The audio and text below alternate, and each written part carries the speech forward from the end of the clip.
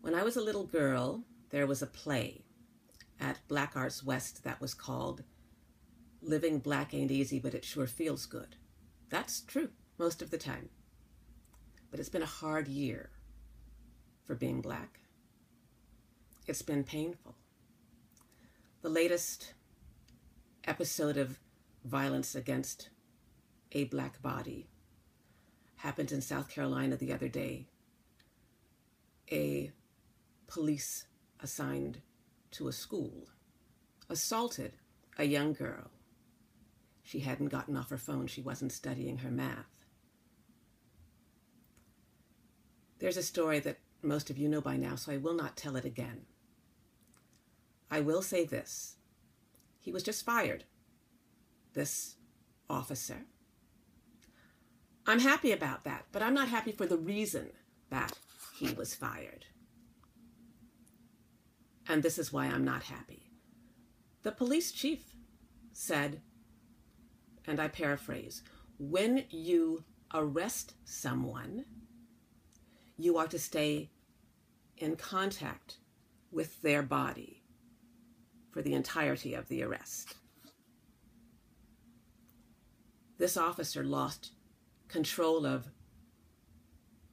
her body, the student's body, and because to lose control of the person you are arresting is against police department policy,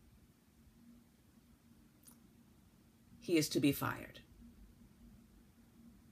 That's exactly the wrong reason.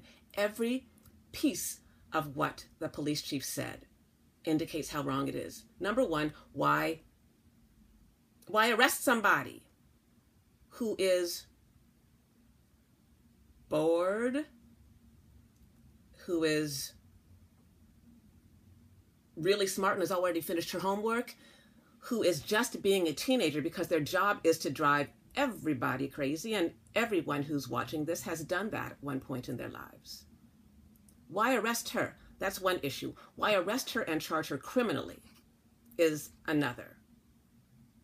Why talk about this as the officer being out of control of the person he's arresting rather than out of control of his own behavior?